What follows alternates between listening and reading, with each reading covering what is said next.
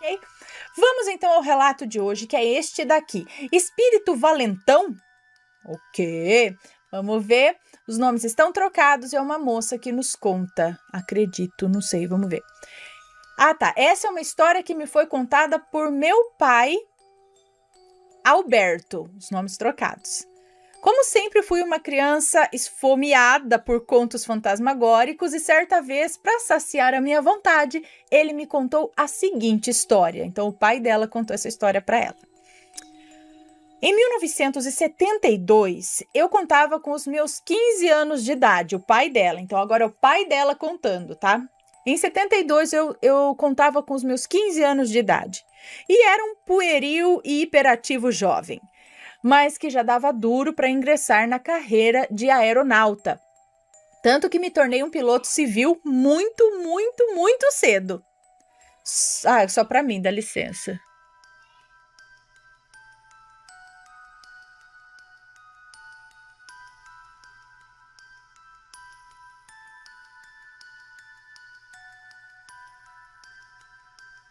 Que legal. Bom, o pai dela tá contando aqui, ó. Eu passava longas horas estudando em meu quarto, muitas vezes esquecendo até de me alimentar. E deve ter sido por isso que os garotos da escola me chamavam de espanador da lua, por conta da minha magreza, altura e cabelos exagerados. Meu pai contava isso entre risos. Minha mãe muitas vezes levava para mim o almoço e a janta no quarto, e só assim eu me dava conta do tempo percorrido estudando. E foi por insistência dela que eu tirei uns dias de folga dos estudos massivos de navegação, matemática e idiomas para me dedicar ao relaxamento adolescente. E adivinha o que eu fiz? Chamei meus melhores amigos, Roberto, Edgar e Carlos, e tivemos a brilhante ideia de brincar de comunicação espiritual. Pois havíamos lido em uma revistinha que isso era possível. A brincadeira, entre aspas, consistia em desenhar numa cartolina branca o alfabeto, as palavras sim e não, números de 0 a 9 e outras coisas que eu não me recordo agora.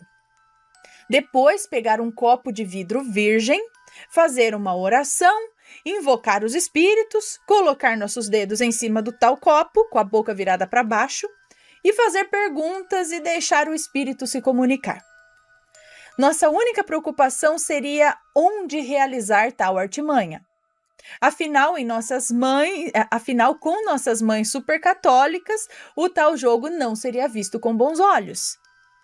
Roberto sugeriu então que brincássemos na casa dele, pois a mesma estava passando por reformas e ele, juntamente com sua família, estavam instalados provisoriamente numa outra casa ali perto. E nós topamos na hora. Às 9 da noite eu saí de casa alegando que eu ia conversar com os meus amigos na porta da casa de um deles. E para disfarçar, levei algumas revistas e alguns lanches. Minha mãe olhou para mim e como se soubesse o que eu faria, uma idiotice, soltou um: Alberto, não faça nada que eu não faria. Eu dei um sorrisinho amarelo e fui mesmo assim. Cheguei na casa vazia de Roberto e já dava para ver os garotos através das grades do portão. Eles estavam na varanda escura, aguardando por mim. Carlos providenciou o copo virgem, Roberto levou a cartolina, Edgar desenhou e eu fiquei responsável pelo lanche. Pelas instruções e entretenimento. Às 10 horas da noite começamos a invocar seja lá o quê. O copo começou a se mexer. E eu pensava que era coisa dos caras, só que eles também estavam pensando o mesmo de mim. Ninguém ali realmente dava a menor credibilidade para o fato do copo estar se movimentando. Perguntamos coisas idiotas. Quem dos 4 era bichinha? Coisa da época, sabe? Se a fulana gostosa da escola paquera algum de nós. Quem ia morrer primeiro dos 4? E a resposta foi que eu seria o primeiro a morrer. A princípio eu dei uma gargalhada e os meus amigos falaram que eu provavelmente morreria de fome primeiro, pois era realmente muito magro. Roberto disse até que eu ia morrer com o pescoço quebrado, com o peso do cabelo com o peso do cabelo. Eu respondi ironicamente, dizendo que estavam com inveja da minha seduzência capilar. Mas, no fundo, eu realmente me achava um gato. Hoje sei que eu era muito feio e esquisito mesmo. Mas na década de 70, eu estava arrasando com o meu sapato cavalo de aço, minha calça boca de sino e o meu fusquinha laranja cocô. No momento de distração, percebemos que havíamos tirado os nossos dedos de cima do copo e quando fomos colocar os dedos de volta, o copo deu uma andadinha para o lado. Opa, nesse momento eu já senti a dormência invadir o meu corpo e a medula congelar. Estávamos jogando tal jogo no chão da sala. A casa estava sem móveis e só tinha 2 velas iluminando o ambiente. E apesar de ter energia elétrica, nós não ligamos as luzes do imóvel para não sermos descobertos fazendo as nossas asneiras. Colocamos novamente o dedo em cima do copo andante e perguntamos se poderíamos sair do jogo. E a resposta era sempre não. Pedimos muitas vezes e sempre nos era negado. Eu fiquei com muita raiva e medo, então tirei meu dedo e mandei o fantasma se ferrar. Nessa hora, o copo simplesmente foi arremessado na parede e se estilhaçou todo. Nós corremos como se não houvesse amanhã, deixamos tudo na casa, vela acesa, revistinha, lanche, a bendita cartolina. Fomos para as nossas casas e no dia seguinte voltamos até o local para verificar a situação e limpar a bagunça, né? As velas tinham queimado até o final, eram quase imperceptíveis ali. O copo estava em frangalhos e os cacos estavam espalhados por todo lugar. De resto, tudo estava exatamente onde deixamos. Limpamos tudo e tentamos não falar nos fatos. Mas era difícil esquecer, pois éramos jovens empolgados e curiosos. Então, passamos o dia falando justamente sobre o caso. A noite chegou e eu voltei para minha casa, pois o meu tempo de vadiagem estava acabando e eu realmente precisava voltar para minha rotina de estudos na manhã seguinte. Entrei, tomei um banho, fui jantar com os meus pais e com meu irmão caçula. Após um tempo de prosa familiar, resolvi me recolher e fui para o meu quarto. Lá me deitei na cama de baixo, porque era um beliche, e meu irmão na cama de cima, e logo pegamos no sono. Não sei ao certo quanto tempo se passou, pois não tinha relógio digital em meu quarto, e o único que havia era um despertador antigo e analógico que não tinha luz no visor. Para olhar a hora, eu precisaria acender o abajur ou a luz do quarto. Enquanto dormia, senti um leve incômodo, era uma sensação estranha, como quando a TV está ligada no mudo com a tela escura, porém emitindo aquela vibração eletrônica, como as TVs de tubo faziam. Sei bem como é.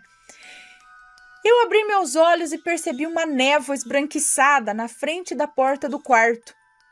Meu pensamento imediato era de que havia algum incêndio na casa, e apesar de não sentir cheiro de fumaça, minha razão me levou a ter essa certeza. Foi então que eu chutei a cama de cima para tentar acordar meu irmão. Mas antes de acordá-lo, aquela névoa tomou forma.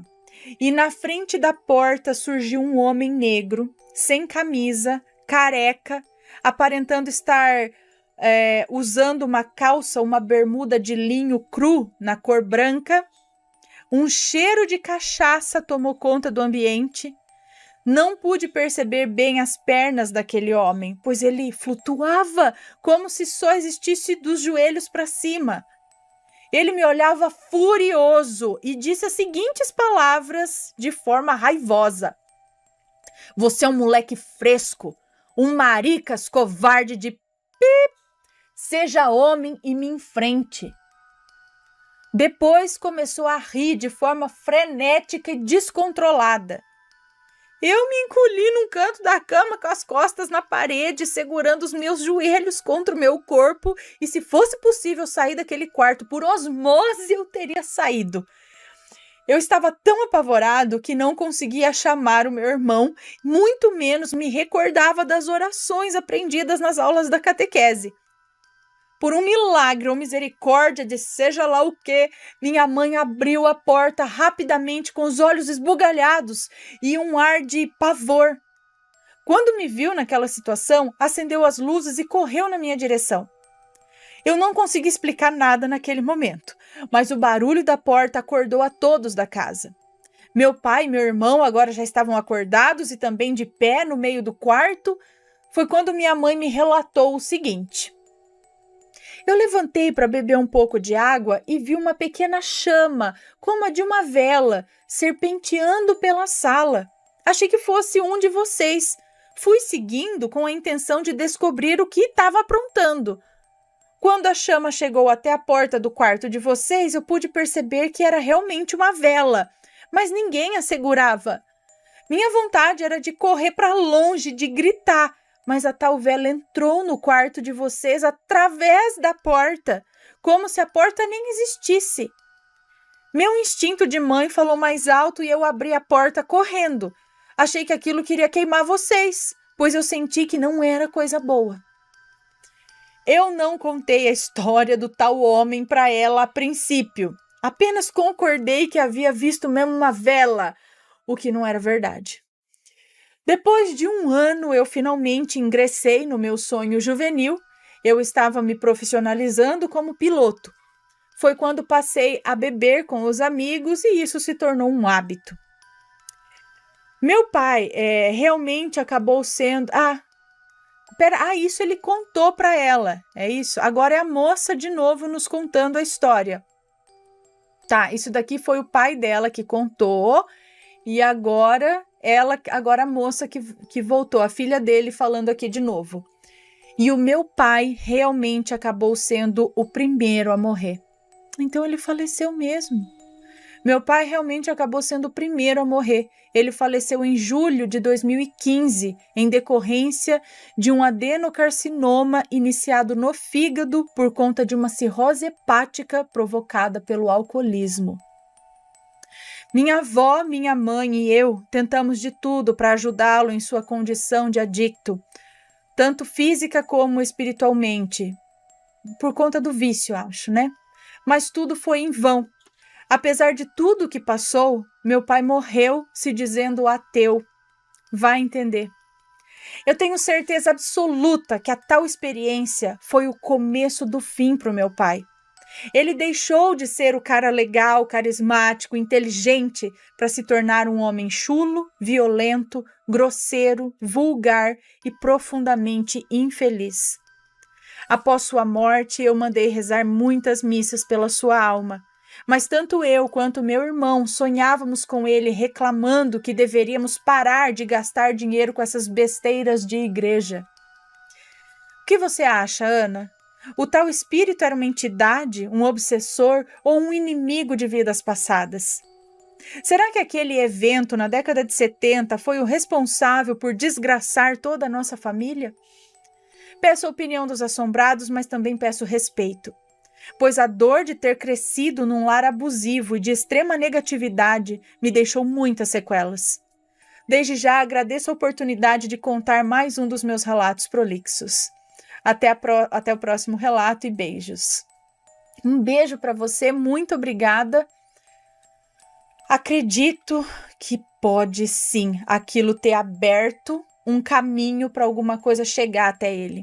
Quem sabe até um desafeto de vida passada, porque pelo que ele descreveu, o homem, as roupas, teria sido ele um escravo de vida passada que sofreu na mão de algum outro, que alguma briga que teve naquela época, e ao fazer o Ouija, aquilo, pum, sabe, como se você se abrisse a tudo que está ao redor. E aí, de repente, ao fazer aquilo, ao tentar a comunicação e se abrir para a comunicação espiritual, aquilo, pum, te achou. Então você está aí? E veio e lasca e veio se vingar. E veio como um obsessor, ele já veio com um cheiro muito forte de cachaça. Então, será que ele já veio para fazer com que ele se perdesse nisso, que foi onde ele se perdeu, no álcool, não é? Que trouxe tudo isso, né? Acaba trazendo o abuso, acabou trazendo toda essa violência e tudo isso para casa, às vezes, não só o álcool, mas às vezes esse obsessor aí, e ainda para ajudar, entre aspas, ele sendo ateu, nunca aceitou, nunca quis procurar uma ajuda espiritual para tentar afastar, e mesmo, parece que mesmo depois de falecido, como elas disseram que sonharam, ele ainda não acredita. Então, eu acho que ainda é um caso para ser trabalhado ainda aqui, continuar com as orações para ele, talvez alguém a ser doutrinado, alguma coisa para seguir caminho e conseguir chegar a algum lugar, de acordo com a crença de cada um, né? Bom, mas é bem interessante e triste, porque realmente parece que, como ela disse, o começo do fim para ele foi a partir desse jogo. E os outros? O que aconteceu com os outros, os colegas que fizeram o jogo também? Gente, não é brincadeira. Como a gente diz, não é brincadeira do compasso, brincadeira do copo, tem que se tomar muito cuidado. Sei lá, essa é a minha opinião, se é uma entidade, se é alguma coisa assim. Pelo jeito que ele chegou e falou com ele, tipo, você é um moleque fresco, um maricas, seja homem, me enfrente. Será que é a entidade que chegou lá? Ou será que era alguém que estava falando com ele, vendo ele ainda da vida passada? Será que ele fez algo com essa pessoa na vida passada e ele tá aqui veio para se vingar? Levando ele de alguma forma? Então, vai saber. Bom, como ela disse, deixem suas opiniões com respeito e se tiver uma história parecida, manda pra gente. Me conta, gostou do relato? Então o que você acha de deixar um comentário aqui embaixo, sempre com respeito, por favor, além do like, é claro.